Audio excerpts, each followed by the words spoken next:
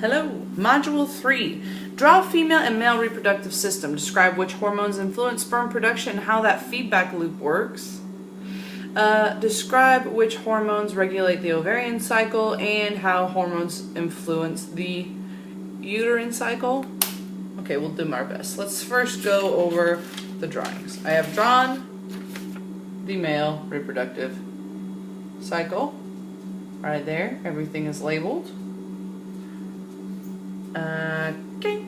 What hormones influence the sperm? Well, let me tell you. I have it written down. I apologize. Male fertility this is reading, clearly reading. It depends on a delicate balance of hormones. Fertility begins in the hypothalamus via the secretion of gonadotrophic releasing hormones, or GnRH. GnRH stimulates the pituitary gland to produce a follic and stimulating hormones, follic stimulating hormone (FSH), and luteinizing hormone (LH). FSH maintains spermatogenesis, and LH stimulates the production of testosterone. Okay, so apparently the FSH, it starts the sperm. You said we learn more about it in the endocrine system, so I'm just going to leave it right there. Unless you want more reading. But I feel like not. So, to the ladies, if you will. I have for you drawing of the female reproductive system. Does that vagina look like a trachea? Could be. Could freaking be. Had it labeled there for you. Let me read again what you want about the hormones. There's lots of hormones. Basically, getting pregnant is all about hormones. The hypothalamus, though, once again, begins its first cycle. My words aren't just working. Release of the peptid hormone gonadotropin releasing hormone, again with this, same hormones as the man, which increases the secretion of peptide hormones called luteinizing hormone and follicle stimulating hormone from the anterior pituitary. That's where it gets different. Anterior pituitary for the ladies. More FSH and LH are then in the blood flowing through the ovaries. Makes sense.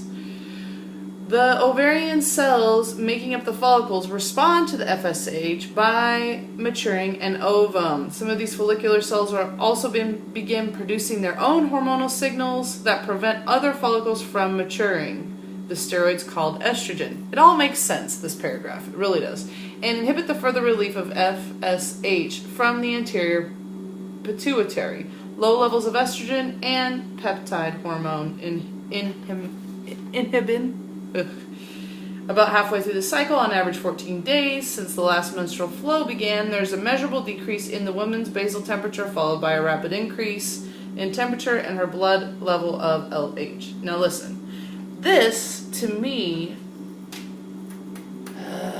is when we're talking about feedback loops. Is it positive? I probably should have looked it up. I'm just guessing. If I'm wrong, I want you to tell me. Because when you satisfy it, it goes, it's like, it's this one. When it's too low, then it brings it back up. Is that positive? I'm going to look after this. You don't even have to tell me. Okay. Following ovulation, the follicular cells that remain in the ovary become, the corpus luteum begins to degrade, within 10 days of being formed. The decreased levels of progesterone then allow the degeneration and shedding of the endometrium in the next menstrual flow. Fine. So, if it doesn't hook on, out. It's out. It's totally out. But does that answer the hormone questions? I hope so. So the answer totally is, if this was a question, hypothalamus, and in the ladies, anterior pituitary. Oh, no, these guys too. Pituitary both times. Makes sense, I guess. I believe I answered your questions. That's what I have for you either way.